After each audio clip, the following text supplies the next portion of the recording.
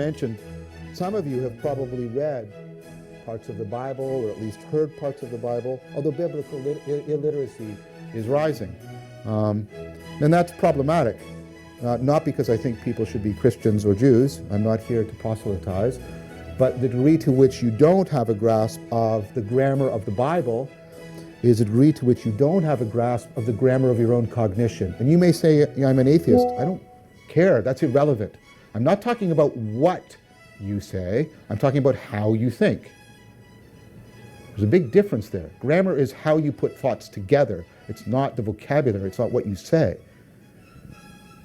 And so this is what Nietzsche meant. And like when he said, I fear we are not getting rid of God because we still believe in grammar.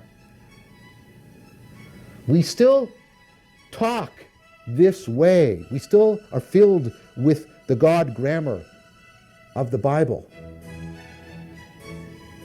And you say, no, I'm not. Yes, you go to a movie and you watch the person who falls in some way, and then they have an insight and they are redeemed and they find their way back. Maybe it's through Alcoholics Anonymous, or they come out of addiction. That's biblical grammar.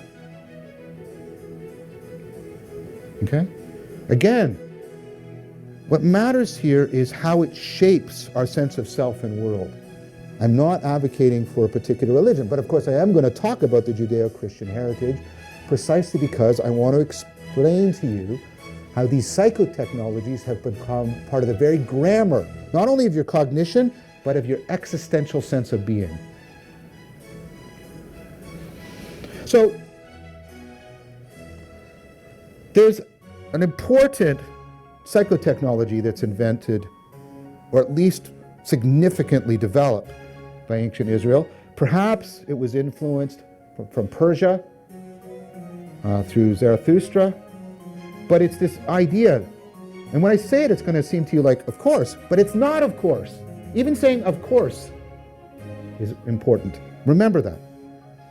Here's the idea. It's a psychotechnology of understanding time as a cosmic narrative, as a story. It's applying something, again, that's universal. All cultures tell stories, and we'll talk about the cognitive science of this later. But you see, this isn't a story. This is a circle. It's a cycle. What kind of structure does a story have? Well, a story has a beginning. It has some crucial climax, turning point. And there's a resolution. There's a direction to it.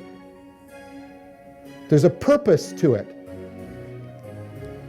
So you get this idea of cosmic history, of using our skills for story to explain how the cosmos is unfolding through time. It's a radical idea. So why is it radical? Well, notice the difference here. This is not an open future. Right? You're condemned to repeat. So cultures where cyclical time is still prevalent, Eastern cultures, for example, the repetition of the cycle is onerous. It's horrible. People think reincarnation, for example, within an Indian context is a wonderful, I'll be born again. No, that's horrible. What you're trying to do is get free from those cycles. Because doing this again and again and again and again and again is terrifying. Moksha, you want freedom. Nirvana, you want cessation. You want release from the cycle because there is no purpose to it. But here, the future's open. Your actions now can change the future. If you figure out how to participate, remember that participatory knowing. If you figure out how to participate in the story, your actions can change the future. There isn't the all-at-once creation at the beginning. There's an ongoing creation through history, and you can participate with God in the ongoing creation of the future. How? Because how do stories operate? They operate in terms of meaning and morality. How you make meaning, the moral content of your action decides how things are going to go.